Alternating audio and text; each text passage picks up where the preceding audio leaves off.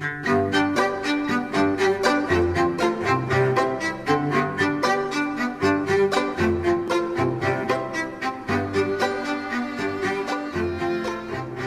friends, and welcome back to the latest DCS news broadcast of 2018.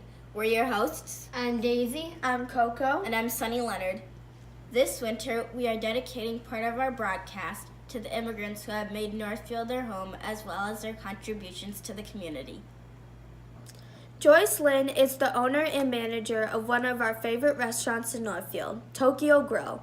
Joyce grew up in a village in China with her mom and grandma and siblings. When she was young, her dad was already working in the U.S. in a restaurant business, so he encouraged her to come as well. At the age of 17, Joyce came to America with very little money and no English skills. But she kept learning, and now she can talk with everyone about anything. Her greatest success was starting her own business and building a family. Her daughter Chloe is a good friend of ours. What Joyce misses most about China is her grandma. We're glad that Joyce is here because without her, there'd be no Tokyo Grill. And without Tokyo Grill, there'd be no sushi in Northfield. Ricky Coble Nelson is another friend of ours who came to the U.S. from Austria. At age 22, she was working in Salzburg at an airline, where she earned a bonus trip to America. She arrived in New York and decided to tour the country on a Greyhound bus. She discovered she would have a lot more opportunities in America, so she decided to pursue her education in both English and art. After she got her undergraduate degree, she also got her master's degree in art. Today she lives and works in Northfield as an artist, an art teacher, a poet, and a philanthropist. For her 70th birthday, she held an event that sold 70 paintings, with the profits going to scholarships for 70 girls in India, Sri Lanka, and Afghanistan. Ricky is our hero. Master Ismail Tourapur is another important contributor to our community. He was born in Iran and came to America in 1979 at the age of 19 because of the Iranian Revolution going on. He had very little money with him, but Master Ishmael worked hard doing odd jobs in restaurants and hotels. In the back of his mind, he had a dream to learn Taekwondo, so he saved his money to take Taekwondo classes 8 times a week. When he finally got his black belt, he was able to start his own Taekwondo school.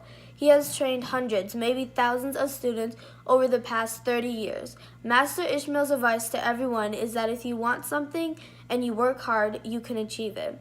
We're glad that he's part of our community because he trains us to spar, break boards, and will help us eventually reach our black belts.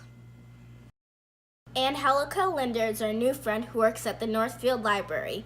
Angelica immigrated from Colombia after she fell in love with a Minnesotan man who was vacationing there. After they got married, they came to live in Northfield. For years, she was a stay-at-home mother and didn't know much English when she arrived. She began to work at local businesses in town like Target, Menards, and coffee shops as a way to learn English by interacting with the community.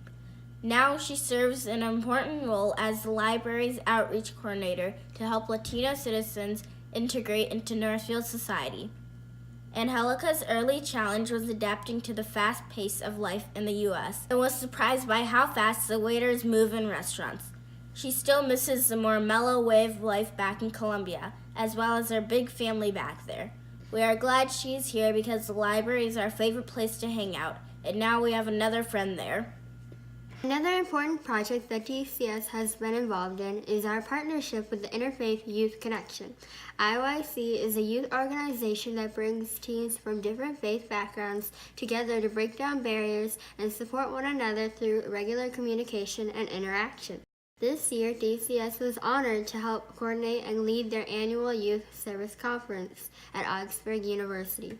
Hundreds of teens from around Minnesota, youth directors, and university staffers came together for an exciting day of interfaith and leadership workshops.